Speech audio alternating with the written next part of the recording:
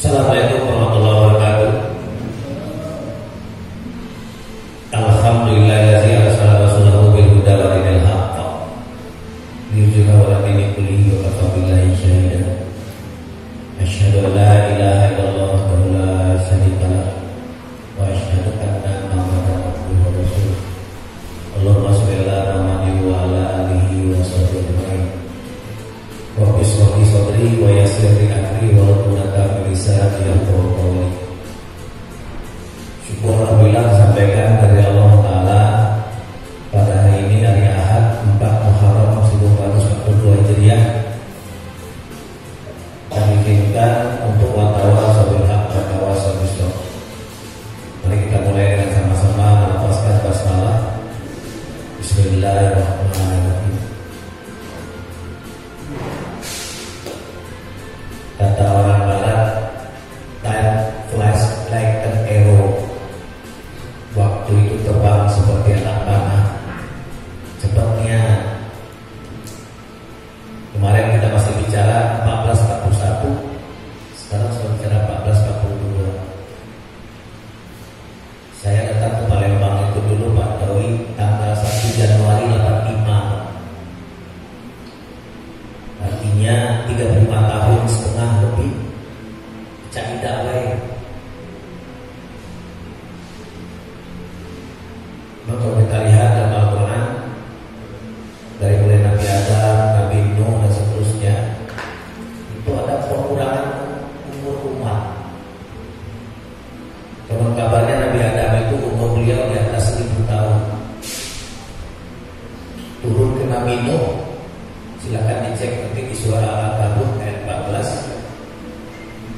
Beliau itu menyampaikan risalah Islam itu dalam waktu 1000 tahun dikurang 50.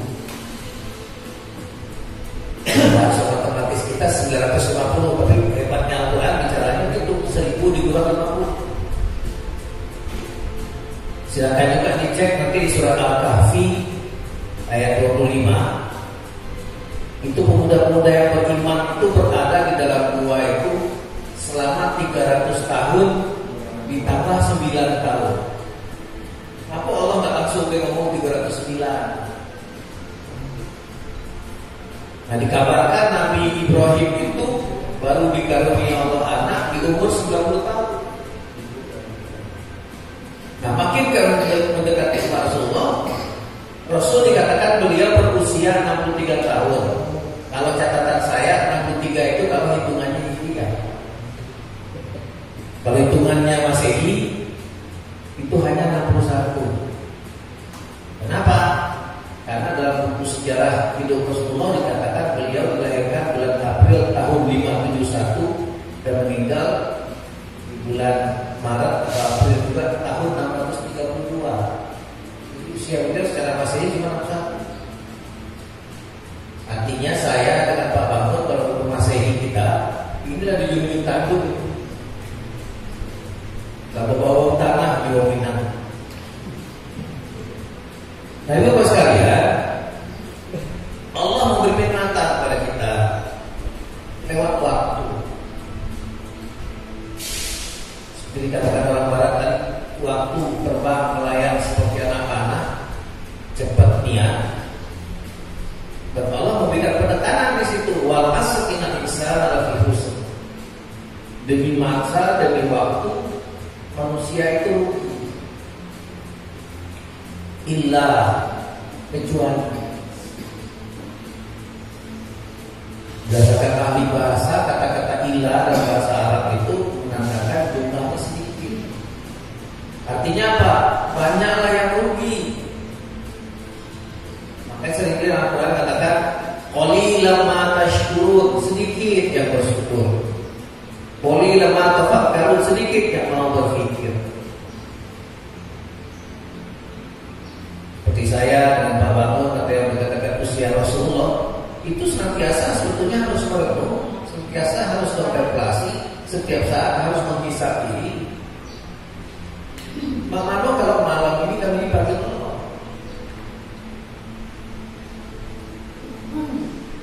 Nah, saya tertarik menyampaikan materi ini karena memang Pesan Al-Quran di surat 17 ayat 36, wala taqfu ma laysa laka bihi ilm.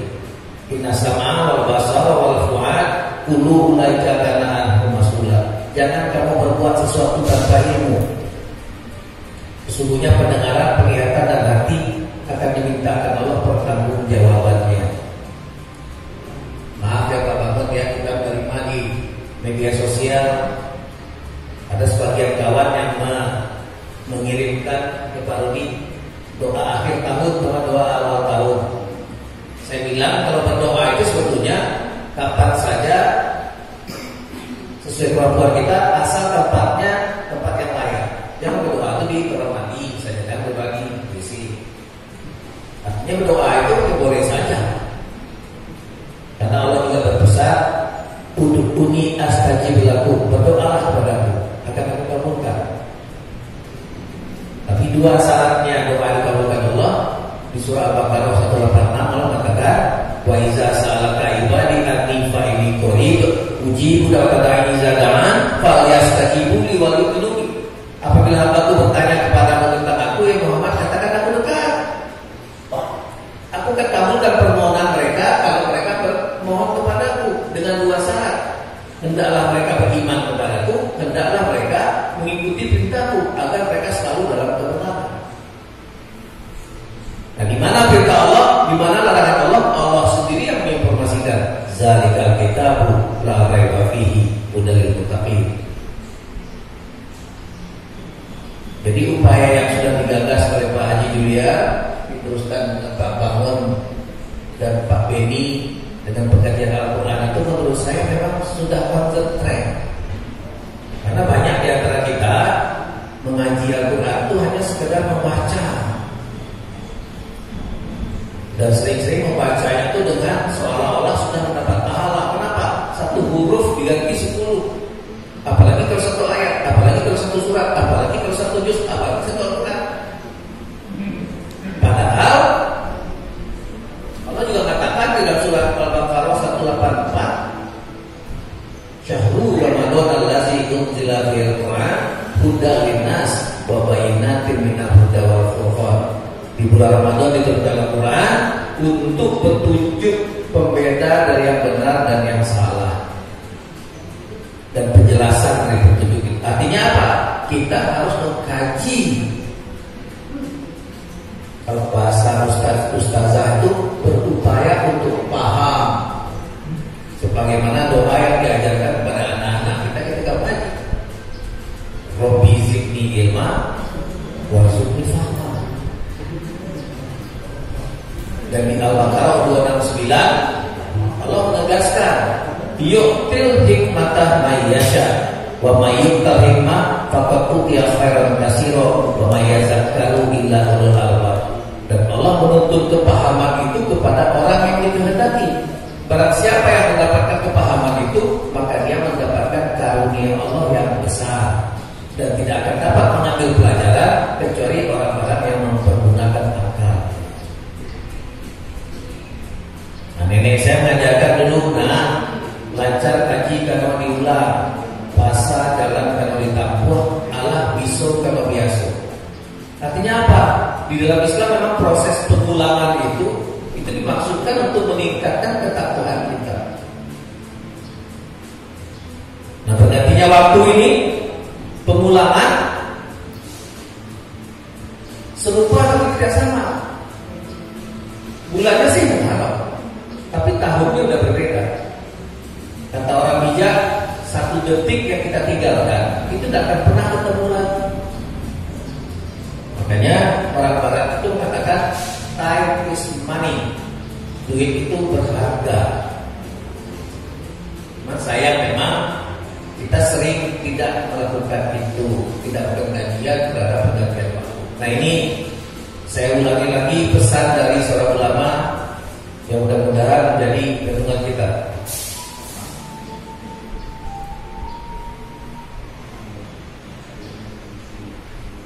Selamat tahun baru kawan.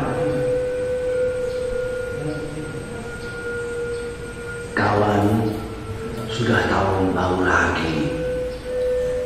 Belum juga tibakah saatnya kita menunduk, memandang di sendiri, bercermin firman Tuhan sebelum kita dihisapnya. Kawan, siapakah kita ini sebenarnya? Muslimin-kah? Mukminin, muttaqin, khalifah Allah, umat Muhammad-kah kita? Khairu ummatin-kah kita? Atau kita sama saja dan makhluk lain? Atau bahkan lebih rendah lagi, hanya budak-budak perut dan kelamin? Iman kita kepada Allah dan yang gaib rasanya lebih tipis dari uang kertas ribuan, lebih pipih dari kain rok perempuan.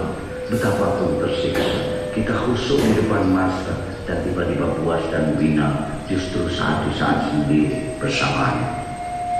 Syahadat kita rasanya seperti perut beduk atau pernyataan setia pegawai rendah harga, kosong tak berdaya. Salat kita rasanya lebih buruk dari senam ibu-ibu, lebih cepat daripada menghirup kopi panas, dan lebih ramai daripada lamunan 1000 anak muda. Doa kita sesudahnya justru lebih serius, kita memohon hidup enak di dunia dan bahagia di surga. Puasa kita rasanya sekedar mengubah jadwal makan minum dan saat istirahat, tanpa menggeser acara buat syahwat. Ketika datang lapar atau haus, kita pun manggut-manggut. Oh, beginikah rasanya? Dan kita sudah merasa memikirkan saudara-saudara kita yang melarat.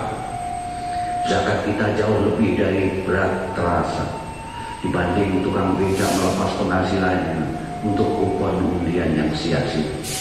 Kalaupun terkeluarkan harapan pun tanpa ukuran, upaya-upaya Tuhan menggantinya berlipat ganda.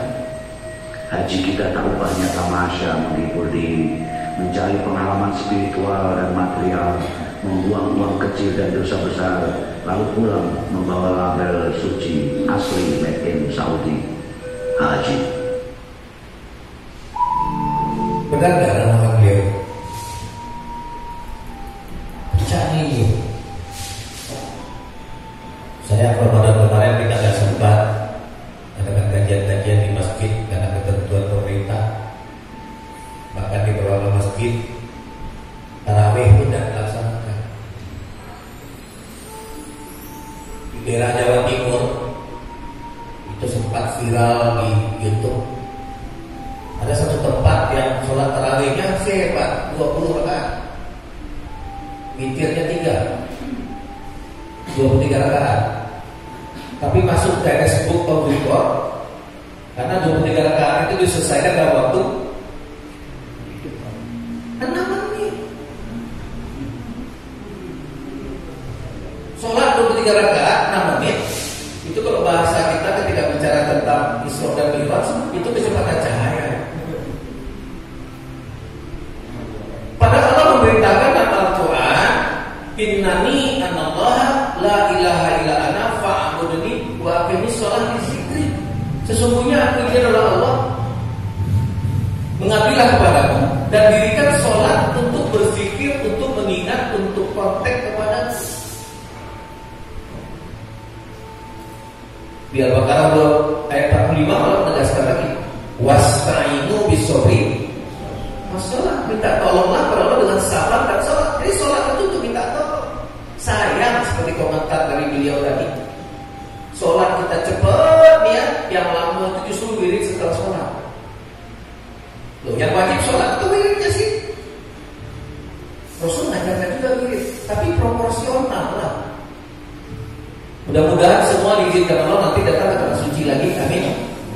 Bagi yang belum atau yang mungkin yang ulang lagi, demi Allah saya berapa kali datang sana, tidak pernah mendengar imam di Masjidil Haram atau Masjid Nabawi atau di Masjidil Aqsa setelah sholat itu langsung memimpin diri. Yang ada justru di Masjid Nabawi di Masjidil Haram itu orang nunggu untuk menyolatkan jenazah. Karena Rasul kasih isyarat menyolatkan jenazah itu kebaikannya di sisi Allah seberat gunung Uhud.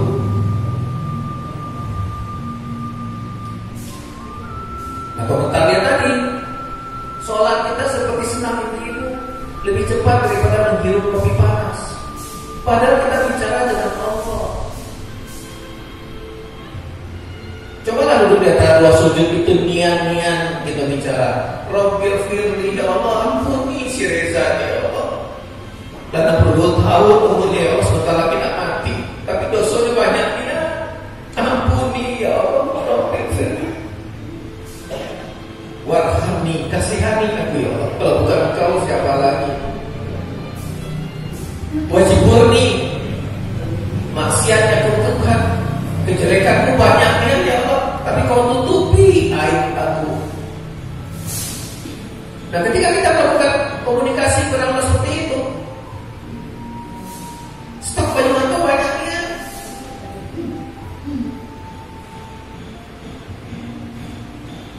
Khususnya ketika sujud, kata Al-Habib ketika sujud yang terakhir, aku berpikir kalau aku angkat kepalaku, jangan-jangan nyawa aku diambil Allah. Aku berbanyak doa. Kita doakan bangsa yang sekarang terpuruk ini, yang katanya 85% muslim, tapi umat muslim dipersekusi di mana-mana. Kenapa? Karena kita Islam, kelakuan kita justru tidak Islami. Kita Islam, kelakuan kita Yahudi. Contoh kecil aja lah, masalah kebersihan. Bersihan sebagai yang beriman, kata kita. Jangankan di luar, di Al-Furqan ini setiap kali mau sholat, saya mewajibkan diri saya untuk ngepel dulu. Kenapa? Sudah ditulis besar-besar di situ agar alas kaki dibuka. Alhamdulillah masih banyak tuh yang kesana dengan pakai sepatu yang bertanah-tanah. Dan merasa bersalah sama sekali. Di Al-Furqan, apalagi tempat lain. Coba bandingkan WC di Al-Furqan dengan WC di Caritas. Kira-kira lebih bersih yang mana? Tiap setengah jam datang petugas ke situ untuk melihat kotor atau bersih. Dan kepada yang datang pun diingatkan. Kita omong saja, tapi prakteknya enggak. Syahadat kita katanya lebih tipis daripada kulit. Pada syahadat itu bermakna asyhadu an la ilaha illallah, kaji Al-Quran. Karena Allah yang katakan zalikal kitabul la raiba fihi, tidak ada keraguan di dalamnya, petunjuk firman takwa. Nah, momen hijrah ini seyogyanya jadi momen buat kita untuk mengkaji ulang lagi. Sepanjang alhamdulillah kita masih diberikan Allah umur. Kita kan ketika bangun pagi disunahkan Rasulullah untuk berdoa, alhamdulillahillazi ahyana ba'da ma amatana wa ilaihi nusyur. Alhamdulillah ya Allah, telah Kau bangunkan kami kembali setelah Kau mandikan. Kepada Engkau kami akan kembali. 2 hari yang lalu kita menerima di media sosial ada sebuah mobil di Palembang Indah Mall, kalau tidak salah, yang dari pagi sampai sore hidup terus. Akhirnya petugas ngecek, laju bapak itu, mobilnya masih hidup, uangnya dalam sampai itu.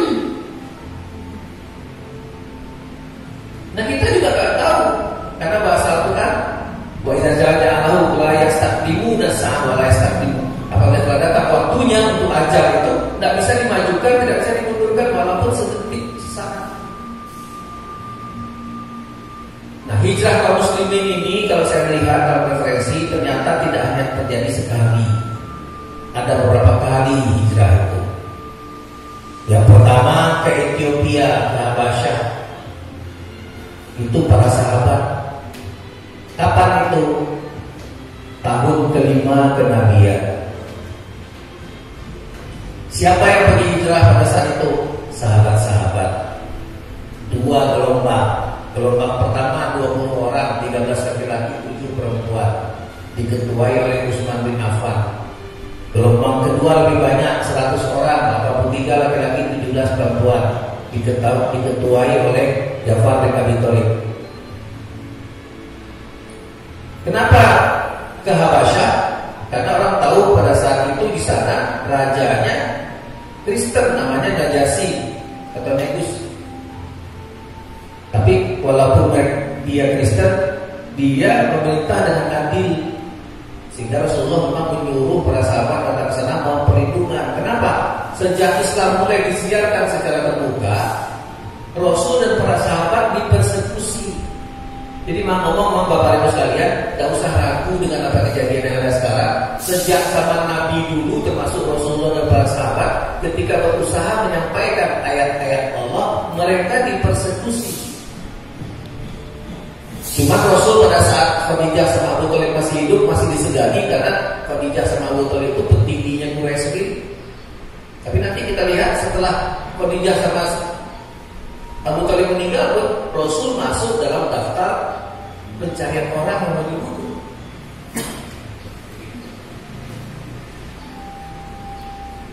Setelah hijrah ke Ethiopia itu,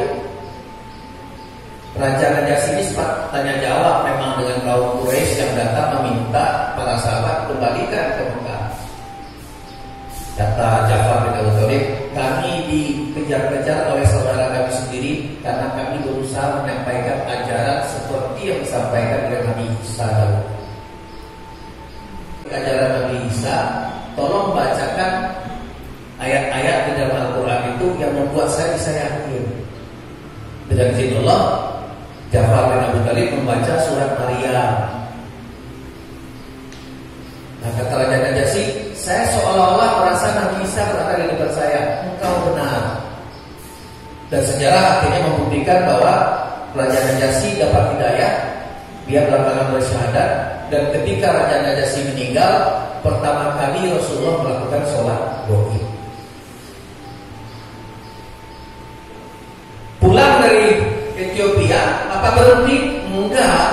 Justru kaum muslimin diboikot oleh kaum Quraisy selama 3 tahun.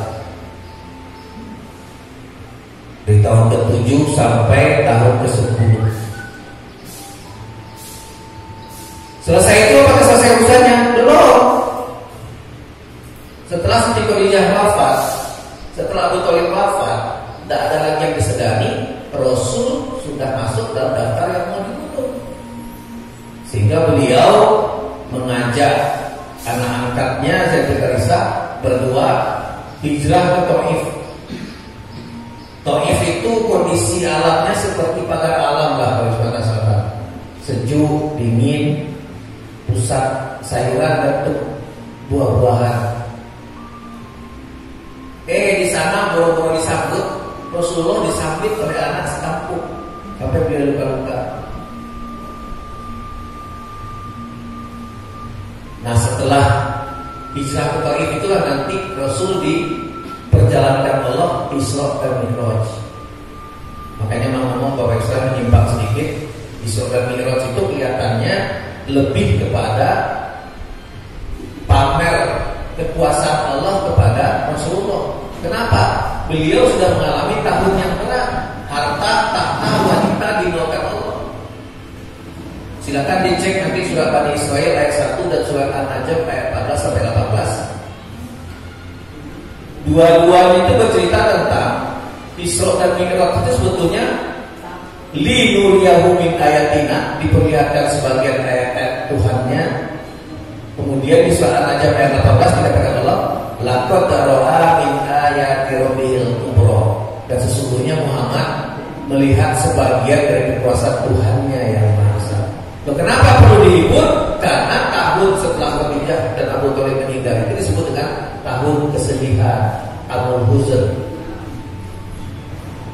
Manusia Indonesia sekarang jangankan hilang harta, pangkat dan jabatan sama pasangan, hilang jabatan aja banyak yang sudah gila. Jalan miring, baru jabatan saja. Rasul tiga-tiganya. Dan malah ketika minta izin berdakwah ke Taif, dilempari sampai luka-luka pada beliau. Nah, hijrah yang ketiga baru ini hijrah yang kelihatannya yang kita masuk dalam pembahasan hari ini, yaitu hijrahnya ke Yathrib, Madinah Al-Munawwarah. Madinah Al-Munawwarah itu artinya Madinah yang bermandikan cahaya gilang gemilang. Itu beliau ditemani oleh sahabat Abu Bakar As-Siddiq. Karena setelah peristiwa Isra dan Mi'raj, Rasul sudah merasa bahwa beliau akan dieksekusi, dan memang telah turun perintah Allah untuk melakukan perjalanan hijrah. Tapi hijrah pada saat itu tidak segampang sekarang.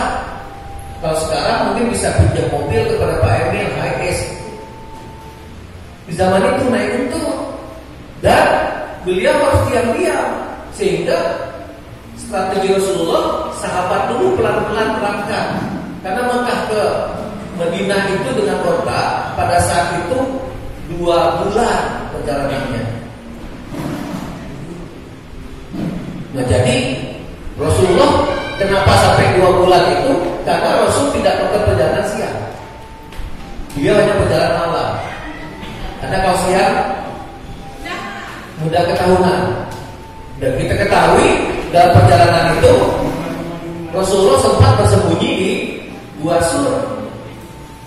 Dan di Gua Sur itu sebetulnya kaum Quraisy sudah sampai di sana. Tapi dengan izin Allah, burung merpati bersarang di pintunya, kemudian laba-laba bikin sarang di situ, sehingga logika orang Quraisy tidak mungkin ada yang masuk ke dalam. Padahal Abu Bakar sudah ketakutan karena lihat kaki-kaki mereka ini. Nah, kapan ini kejadiannya? Tahun 13 kenabian. Pola Rasulullah hijrah ini kemudian dipakai di dunia pelayaran. Jadi pemimpin itu, nakoda itu etika kalau di kapal terjadi kecelakaan itu harus yang paling akhir meninggalkan kapal. Beberapa tahun yang lalu ada kejadian kapal tenggelam di Korea, itu nakodanya kena hukum. Kenapa? Dia meninggalkan kapal itu sebelum tenggelam. Itu meniru praktek Rasulullah. Rasulullah itu pindah hijrah itu setelah semuanya pergi. Dan kita tahu ada cerita bahwa ketika Rasulullah dibunuh malam itu, dengan izin Allah, Rasul sudah siap dengan Abu Bakar berangkat. Tempat itu Rasul digantikan oleh Ali bin Abi Thalib dan seterusnya. Selamat Rasulullah sampai ke Madinah. Dan kita bisa lihat bahwa perjalanan itu dari mulai Muharram sampai Rabiul Awal. Muharram, Safar, Rabiul Awal, 2 bulan. Nah, Bapak Ibu sekalian, kemarin saya minta kita bangun ini tentang beberapa keterangan dan Al-Quran tentang hijrah. Dan hijrah yang dimaksud adalah hijrah dari Mekah ke Madinah, bukan ke Habasyah, bukan ke Taif tadi. Allah katakan dalam beberapa ayat Al-Quran, allazina amanu wa hajaru wa jahadu fi sabilillah bi amwalihim wa anfusihim a'zamu darajatin indallah wa ulaika humul faizun. Orang-orang yang yakin, orang yang beriman dan berhijrah serta berjihad di jalan Allah dengan harta benda dan diri mereka sendiri, itu lebih tinggi derajatnya di sisi Allah. Dan mereka lah orang-orang yang mendapat kemenangan. Bapak Ibu sekalian, dalam peristiwa hijrah ini terjadi satu peristiwa yang luar biasa. Karena orang yang berangkat disebut dengan muhajirin, kemudian orang yang di Madinah disebut dengan ansor. Dan Rasulullah berhasil menyatukan mereka. Hadis Arba'in yang pertama yang terkenal itu innamal a'malu binniyat wa innamal likulli imri'in ma nawa, itu terkait dengan peristiwa hijrah. Karena ada sahabat yang ingin hijrah itu karena linjangannya melok di rombongan Rasul.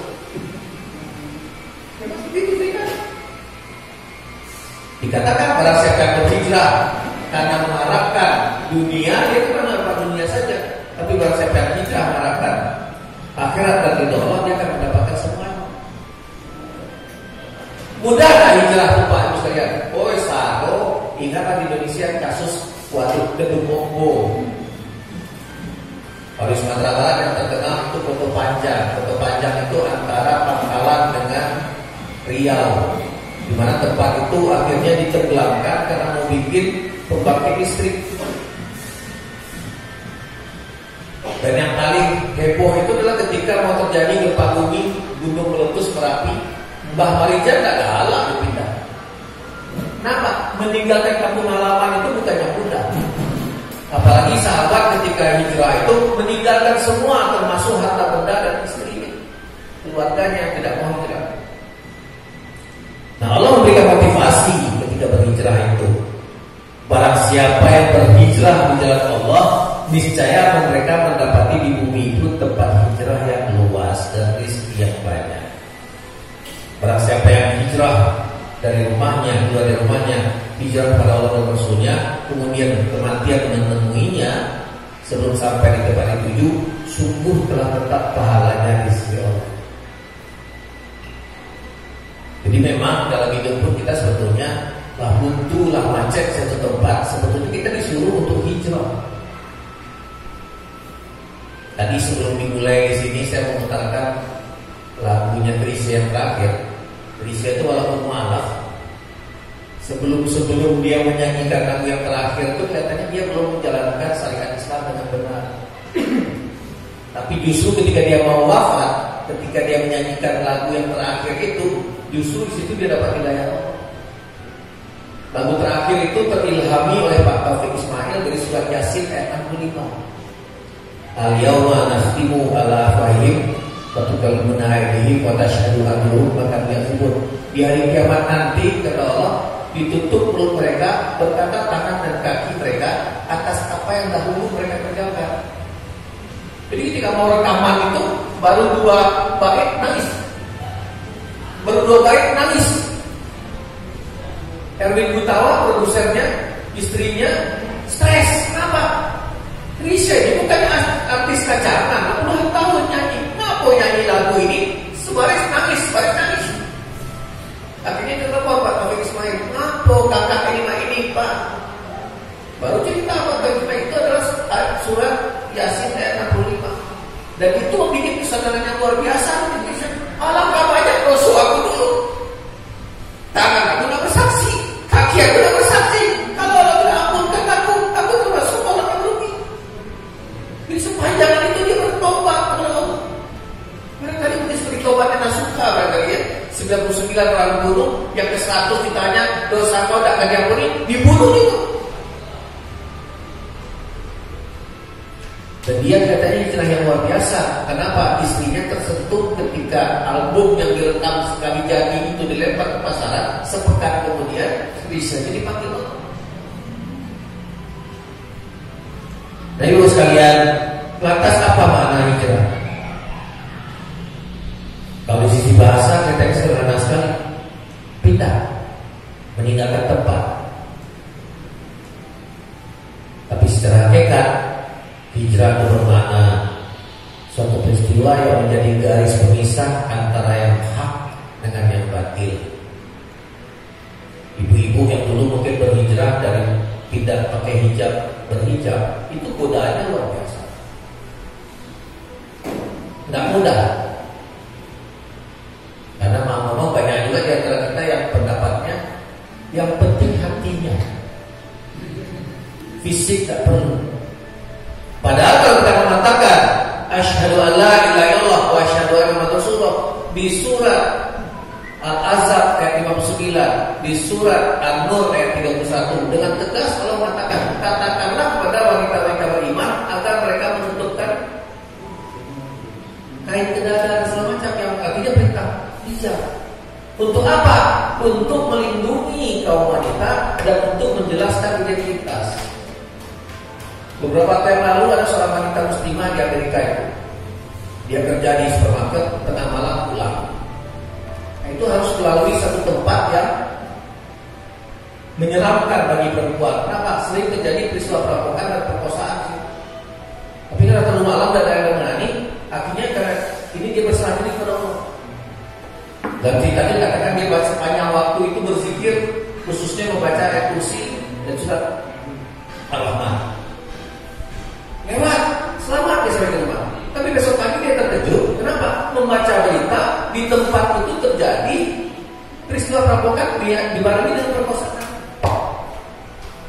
Polisi nyelidik, akhirnya dia dipanggil.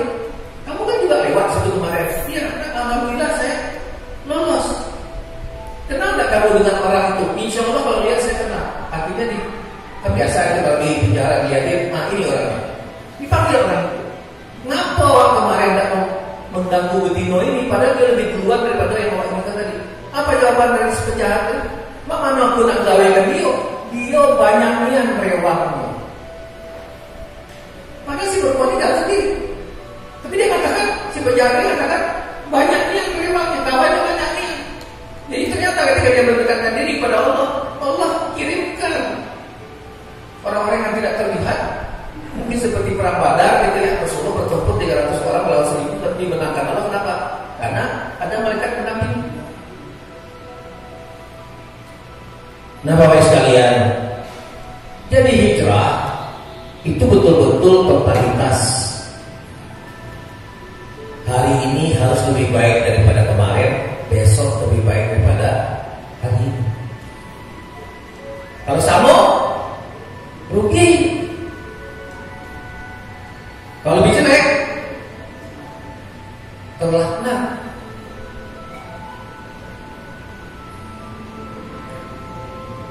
Kita kalau mendengar si Musa yang anak dari Belitung, ada salah ya, ke Bangka itu, atau anak muridnya Pak Adi Hidayat itu, tenangis gitu. 6 tahun, 7 tahun Al-Quran sudah di kepala. Bahkan si Ahmad sama Kamil itu sampai orang-orang di luar negeri katakan Google Al-Quran. Kenapa? Dengan izin Allah ternyata dia bukan cuma menghafal ayat, diputar-putar ayat itu dia bisa menjawab dari bawah ke pucuk ke bawah, dari tengah ke pucuk. Kenapa? Dia hafal dengan nomor ayatnya, halamannya, posisinya di mana. Sementara kita yang mati besok ini, jangankan 30 juz ke 30 masih hafal. Ketika kita mau tidur malam, bismika Allahumma ahya, bismika Allah, aku udah nangis gitu. Ya Allah, parahnya untuk mati, ya Allah, dipecah. Lebih banyak dosa melakukan daripada amal.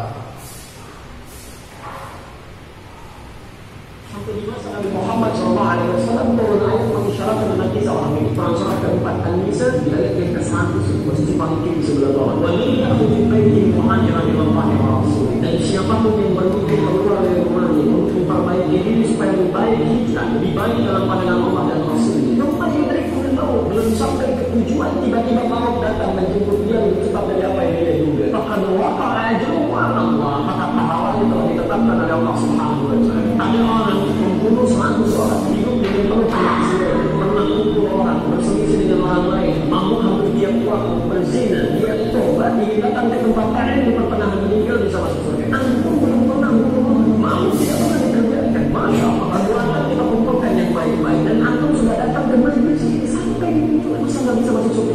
Kan itu dijadikan Allah Subhanahu wa taala ini penting sangat besar. Tidak semua orang bisa mendapatkan itu seperti itu. Pesan Hakim kalau hijrah itu mulailah dari diri sendiri, mulailah dari hal yang kecil, dan mulailah sekarang juga. Orang Barat yang mengatakan don't wait till tomorrow what you can do today. Kenapa? Besok itu, nanti itu misteri. Kalau kemarin-kemarin bahasa Palembang histori, tinggal cerita. Hidup itu gimana? Hari ini. Makanya hari ini dalam bahasa Inggris disebut dengan present. Artinya apa? Di samping memang hari ini, yang kedua maknanya adalah hadiah. Alhamdulillahillazi ahyana ba'dama amatana wa ilaihi nusyur. Pekan lalu kita ikut sedih. Pagi-pagi Pak Amidi yang SMS saya. Padahal udah dikasih tahu Pak ini apa? Pak Dayat kita gitu. Nah ketika kita mendengar berita kematian itu kan sebenarnya kita coba kita suatu waktu nanti orang akan SMS ke Pak Bangun, Pak Reza sudah meninggal dunia.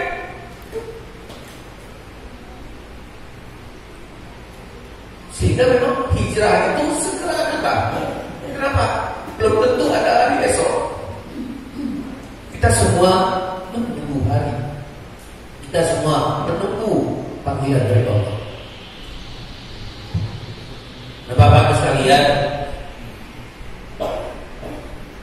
jadi maaf kalau saya pribadi membaca referensi Bapak Bang, saya nggak ketemu dengan Rasul mengajarkan adanya doa akhir tahun sama doa awal tahun.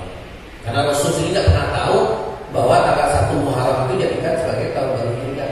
Kenapa Umar bin Khattab berani menentukan ini? Karena beliau ini di zaman beliau itu terjadi ekspansi pengembangan Islam. Beliau bikin surat ke negara-negara tetangga itu. Tapi seperti halnya dengan surat Al-Baqarah 144 ketika Rasulullah menerima surat perintah untuk memindahkan kiblat, kaum Yahudi dan Nasrani itu biasanya bully-bully kaum Islam. Ayo Islam ini belok-belok kami terus. Kiblat ada Masjid Al-Aqsa, tanggal nak belok Masehi. Jadi ketika Umar kirim surat kepada negara-negara dan para sahabatnya itu, mereka mengasihkan usul. Sahabat Umar, kami bingung dari mau surat Anda. Kenapa? Tidak tahu mana yang duluan, mana yang belakangan. Kenapa? Tidak bertanggal. Akhirnya Umar malah merasa perlu kita bikin penanggalan sendiri. Usulnya banyak. Rasul ketika menerima ayat pertama kali kelahiran Rasul, akhirnya disepakati bahwa peristiwa yang luar biasa yang merubah Islam itu adalah peristiwa hijrah. Maka ditetapkanlah tahun baru Hijriah itu di tahun ke-7 kepemimpinan Umar atau 17 tahun setelah peristiwa hijrahnya sendiri. Rasulullah Muhammad dan Abu Bakar sampai di Kuba tanggal 8 Rabiul Awal tahun 13 kenabian dan di Madinah tanggal 12 Rabiul Awal. Tapi awal tahun Hijriah itu ditetapkan 1 Muharram dengan pertimbangan-pertimbangan. Pertama, proses hijrah telah dimulai sejak Muharram, yaitu Bai'at Aqabah. Kemudian yang kedua, Muharram adalah bulan pertama dalam kalender Arab. Dan yang ketiga, baru selesai melaksanakan ibadah agung berhaji. Al-Quran memang memberikan isyarat jumlah bulan itu 12. Mudah-mudahan kita sudah hafal semua, karena saya selalu mengajak kita berpikir tanggal itu pertama kali tulislah Arabnya dulu. Kenapa? Karena di bulan-bulan Hijriah itu ada tanggal-tanggal khusus kita disunahkan untuk berpuasa. Seperti sekarang ini, kebenaran 1 Muharram kemarin hari Kamis, tapi kita berpuasa sunnah kemarin bukan karena tanggal 1-nya, karena hari Kamisnya. Di bulan Muharram ini yang disyaratkan Rasulullah berpuasa nanti tanggal 9 dan 10. 9 puasanya Tasu'a, 10-nya Asyura. Kapan itu? Hari Jumat dan hari Sabtu yang akan datang. Tapi hebatnya bulan ini, kalau hari Sabtu tanggal 10, Ahad, Senin tanggal 12, Selasanya 13, Rabunya 14, Kamisnya, jadi nyambung. Nah kalau kita tidak tahu bulan Hijriah, kita tidak tahu tadi. Jadi saya ditanya kawan-kawan, ada nggak tuntunan tentang puasa tanggal 1 Muharram? Nggak ada. Tapi tanggal 9, 10 ada. 10 itu hari Asyura, sebetulnya para umat-umat sebelumnya itu juga puasa. Tapi Rasul katakan, aku lebih berhak daripada Nabi Musa dan Nabi Isa. Kalau tahun depan aku hidup, kita akan membedakan dari Yahudi. Makanya penafsiran ulama juga berbeda. Ada yang katakan 9, 10, ada yang katakan 10, 11 ulama. Ada yang pengen aman 9, 10, 11. Sedikit lagi, lantas apa kira-kira makna hijrah? Kalau bukan cuma sekedar pindah tempat, saya mencoba merumuskan 2 makna utama hijrah. Yang pertama itu hijrah dari gelap kepada cahaya terang. Hijrah dari kekafiran menuju iman. Banyak ayat Quran yang menyebutkan tentang itu. Allahu waliyul ladzina amanu yukhrijuhum minaz zulumati ilan nur. Allah mengeluarkan mereka dari kegelapan menuju cahaya iman. Makanya usul beberapa orang, kata Pak Ustaz Abu Somad, nyaro ke aku, nyaro ke umat Islam, kenapa? Ketika baca surat Al-Kafirun, kuliah ayat muslim, tidak lemah dengan ini.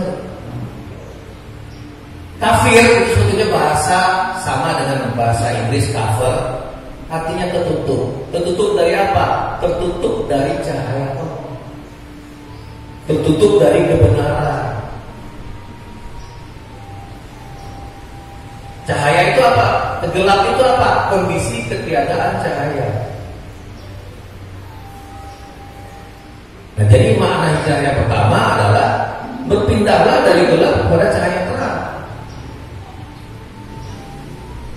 Dan Allah memiliki satu ayat yang luar biasa. Kalau Bapak tadi sempat ke toko buku, ulama Palembang yang terkenal itu membuat satu buku yang judulnya ini, Cahaya di Atas Cahaya. Allahu nurus samawati wal ardh, masalah katakan fiha misbah, al misbahu fi zujajah, dan seterusnya. Nur adalah nur, cahaya di atas cahaya. Yahdillahu linurihi may yasha. Allah akan menuntun kepada cahayanya siapa yang Dia kehendaki. Dan Allah membuat perumpamaan bagi manusia, sungguh Allah mengetahui segala sesuatu. Nah, yang kedua, apa kira-kira makna hijrah? Saya mencoba merumuskan dari jauh menjadi dekat. Kepada siapa? Kepada Allah. Jadi kata-kata kawin itu bukan bahasa Indonesia aslinya, itu dari bahasa Arab. Wa iza sa'alaka ibadi anni fa inni qarib.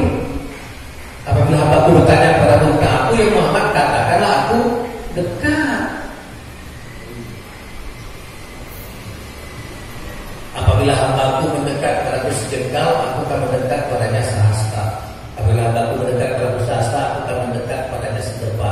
Apabila hambaku mendatangi aku dengan berjalan, maka aku akan mendatanginya dengan berlari. Makanya lagu Bimbo Tuhan itu luar biasa, itu dibikin oleh Pak Taufik Ismail. Ada satu kata-katanya luar biasa di situ. Aku jauh, engkau jauh, aku dekat. Jadi jauh dekatnya Allah dengan kita, dengan kita. Makanya peristiwa hijrah harusnya menjadikan satu momen buat kita mendekatkan diri kepada Allah. Apa maksud mendekatkan diri kepada Allah? Lakukan perintahnya, tinggalkan larangannya. Di mana perintah Allah? Di mana larangan Allah? Al-Quran. Jadi benarlah langkah yang diinginkan oleh Pak Haji Julian dan tidak lanjut kita. Mari kita lakukan kajian. Saya dengan kawan-kawan SMA saya Pak bangun terus setiap pagi jam 5.30 sampai jam 7 kami mencoba tadarusan by Zoom. Satu lembar baca artinya dan didiskusikan. Ternyata tidak mudah memahami kata-kata dalam Al-Quran itu. Sehingga memang perlu tafsir, perlu memang orang-orang yang pandai mengkajinya. Seperti contoh di Palembang ini, mungkin kapan-kapan saya akan berusaha berbicara dengan Pak Nofri Salawali. Beliau itu kalau membahas ayat itu kadang-kadang siko ayat sejam. Kenapa dia baca mengait-ngaitkan dengan ayat-ayat yang lain? Nah kalau kita membaca, apa yang maksudnya? Makanya saya katakan tidak berani mengatakan bahwa Al-Quran itu terjemah, teman-teman. Saya lebih cenderung mengatakan ahli bahasa. Kenapa? Sampai hari ini tidak ada yang berani menerjemahkan kata alif lam mim, alif lam ra, ta sin, kaf ha ya mim. Pada itu satu ayat. Biasanya ditulis hanya Allah yang mengetahuinya. Nah, berikutnya bagaimana mengimplementasikan hijrah itu dalam hidup sehari-hari? Robahlah semua yang buruk-buruk menjadi yang baik-baik. Di sini di surat Ibrahim ayat 26-27 Allah memberikan isyarat tentang yang buruk itu apa. Kalimat yang buruk itu seperti pohon yang buruk yang dicabut dengan akar-akarnya dari bumi, tidak dapat tegak sedikit pun. Sebaliknya, kalimat yang baik itu kalimat tauhid. Itu seperti pohon yang baik, akarnya teguh, cabangnya menjulang ke langit. Pohon itu memberikan buahnya setiap musim dengan seizin Allah. Dan Rasul mengasih isyarat khairun nas yanfa'uhum linnas, sebagai manusia yang paling banyak manfaat untuk orang lain. Nah, jadi kita harus berusaha merubah yang jelek-jelek menjadi yang baik-baik. Apa saja. Dulu kita mungkin sering takabur dengan kehebatan kita. Ke depan robahlah menjadi sikap tawadu. Dulu kita mungkin sering tidak bersyukur, kufur nikmat Allah. Kita rubah setiap saat bersyukur. Karena Allah berjanji barang siapa bersyukur akan ditambah nikmatnya. Dulu kita sering menimbulkan persoalan kepada siapa saja, ke depan jadilah orang yang bermanfaat. Dulu selalu suzon, berprasangka buruk, ke depan kita ubah jadi berprasangka baik, termasuk kepada Allah. Dulu dalam rumah tangga sering resah, gelisah, ke depan mari kita usahakan berubah menjadi sakinah, mawaddah, warahmah seperti yang didoakan setiap kali anak ponakan kita nikah. Tapi itu tidak akan terjadi semua kalau kita tidak berbuat. Takdir Allah tergantung usaha kita. Innallaha la yughayyiru ma biqaumin hatta yughayyiru ma bi anfusihim. Allah tidak akan mengubah pada satu kaum kecuali dia berusaha berubah sendiri. Berikutnya, siapa lagi yang perlu kita perbaiki? Ku anfusakum wa ahlikum nar. Jaga dirimu dan keluargamu dari siksa neraka. Kalau kita mau nyuruh anak kita tahajud, dia ketika bangun malam mau ke belakang harus lihat bapak dan ibunya lagi sujud bertahajud. Kalau kita nyuruh anak kita puasa Senin Kemis, dia harus lihat bapak dan ibunya puasa Senin Kemis. Kalau kita ngajak anak kita ngaji, anak itu harus sering melihat mendengar kita ngaji. Guru kecil berdiri, murid kecil berlari. Bapak ibu kasih contoh dulu. Orang barat luar biasa ya bapaknya. Nak bertengkar suami istri, anaknya suruh begitu. Itu kadang-kadang di depan anak. Itu langsung perang Baratayuda. Banyak berikan pak. Orang barat itu luar biasa. Mereka tidak Islam melakukan Islam. Mereka nak masuk kamar anaknya baik. Tidak ada yang nyelonong baik pak. Haji, baik. Karena dia nak masuk kamar anaknya.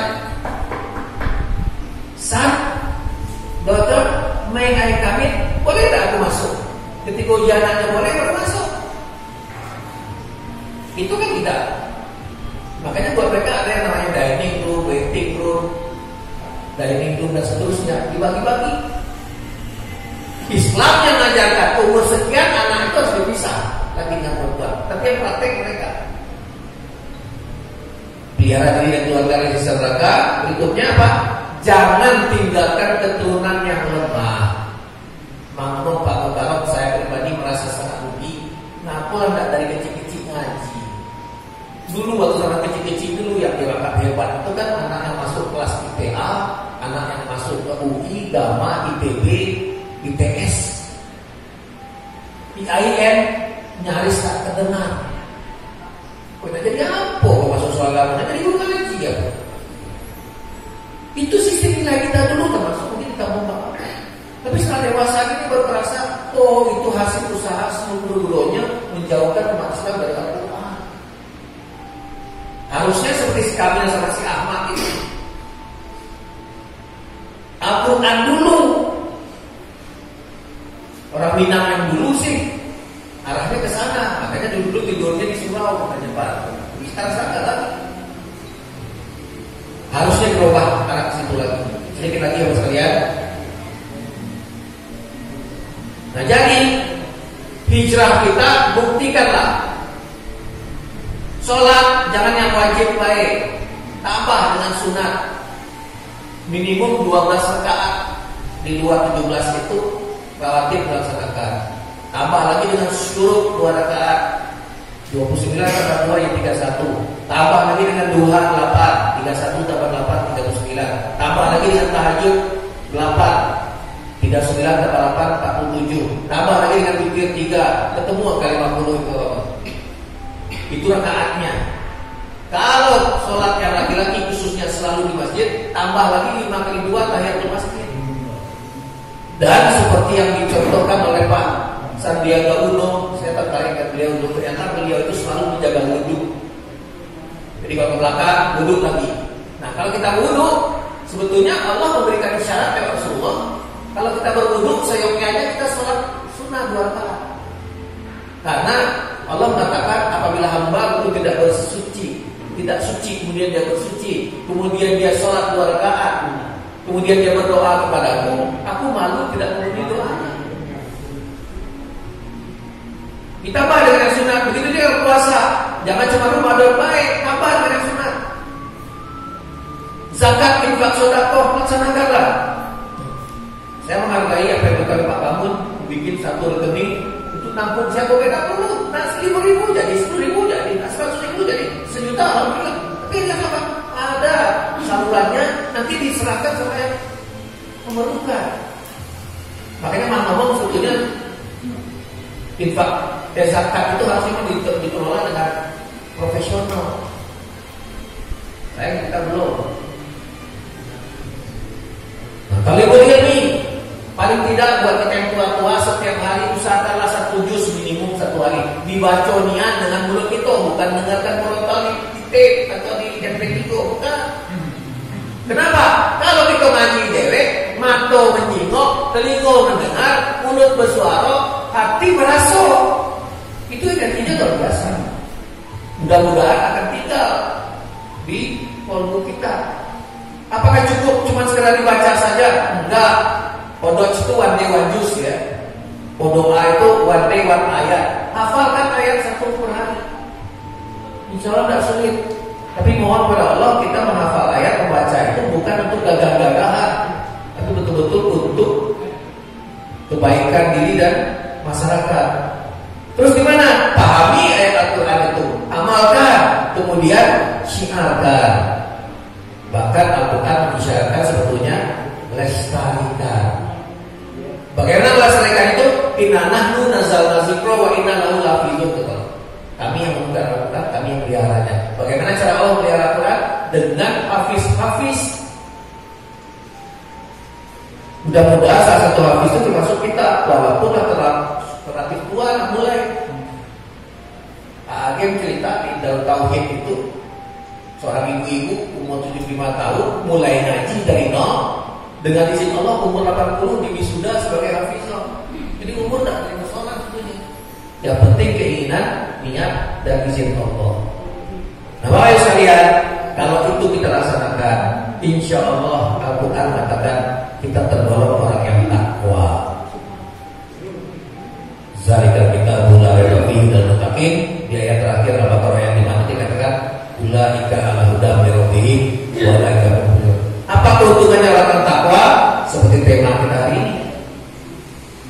Walau anna ahlal qura amanu wa taqaw la fatahna alaihim barakatim minas samai wal ardh. Sekiranya penduduk negeri itu beriman dan bertakwa, kata Allah, kami akan melimpahkan kepada mereka berkah dari langit dan dari bumi. Walakin kazzabu fa arsalna min kami yazibun. Tapi kalau mereka dustakan ayat kami akan siksa mereka. Nah, mudah-mudahan dengan cara begitu kita semua yang ada di ruangan ini, keluarga kita, dipanggil Allah dengan panggilan sayang ini. Ya ayatul nafsul mutmainnah, irji'i ila rabbiki radiyatan mardiyah, fadkhuli fi ibadi wadkhuli jannati. Wahai jiwa yang tenang, kembalilah kepada Rabbmu dengan hati yang puas, lagi diredoinya. Tadi mendapatkan berkah, sekarang diredoinya. Di mana orang-orang ini? Kata Allah, masuklah ke dalam jemaah hambaku, masuklah ke dalam surgaku. Allahu Akbar.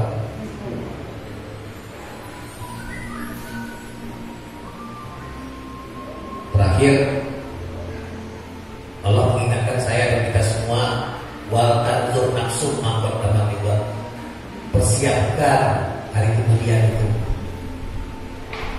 Setiap saat banyak-banyak istighfar, setiap saat banyak-banyak mohon ampun kepada Allah, karena sebentar lagi kita akan kembali kepada Allah dan tempat kita bukan di dunia.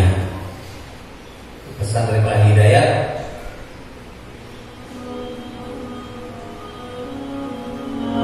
karena itu setiap yang meninggal disebut meninggal dunia. Dunia ditinggalkan. Kenapa Ustaz dunia ditinggalkan? Karena rumah kita bukan di dunia. Lihat baik-baik. Hai kalian yang tinggal di bumi, walakum fil ardi, tempat kalian di bumi itu. Di dunia itu tak ada kemana. Mustaqarrun wa mata'un ila akhir. Itu cuma sebentar. Kalian akan meninggalkannya kembali kepada tempat yang abadi nanti. Jadi teman-teman sekalian, jika Anda terlalu lupa dengan dunia, sibuk dengan dunia, saya berikan pesan hari ini. Pengumuman akan menyampaikan telah meninggal dunia. Bukan cuma rumahnya, bukan cuma mobilnya, bukan cuma pakaiannya, semua dunia akan dia tinggalkan.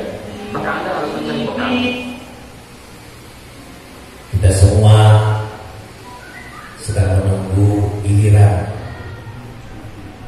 Daftarnya sudah ada di negara Israel. Saya lagi tahu sempito. Jadi kita sekarang hidup cuma nunggu mati, gak ada yang lain. Cuma nunggu mati. Supaya kamu suruh mati kasih hiburan sama Allah. Istri hiburan, suami hiburan. Dikasih mainan anak-anak. Dasar manusia seperti anak-anak. Begitu dikasih mainan lupa. Lupa, sibuk sama mainan. Disuruh mandi kamu, suruh makan kamu. Kita sibuk sama angkat kedudukan jabatan anak istri suami. Suruh ibadah kamu. Begitu mainannya direbut. Lihat anak kecil mainan direbut, nangis. Ketika seorang manusia direbut suaminya, direbut istrinya, diambil, nangis, kecewa, bahkan memaki-maki Allah, mengatakan Allah tidak adil. Perjalanan kita masih jauh. Ternyata dalam dunia itu masih panjang rupanya sampai ke neraka dan surga itu. Jadi sekarang mari kita hijrahkan diri kita menuju yang lebih baik. Fama ya'mal misqala dzarratin khairan yarah, fama ya'mal misqala dzarratin syarran yarah. Pesan Pak, masa lalu tak dapat diulang kembali. Lan tarji'al ayyam allati madat, tak dapat terulang hari yang sudah berlalu. Menetes air mata mereka yang sudah mati itu meminta, Rabbana absarna, mata kami sudah melihat azab, wa sami'na, telinga kami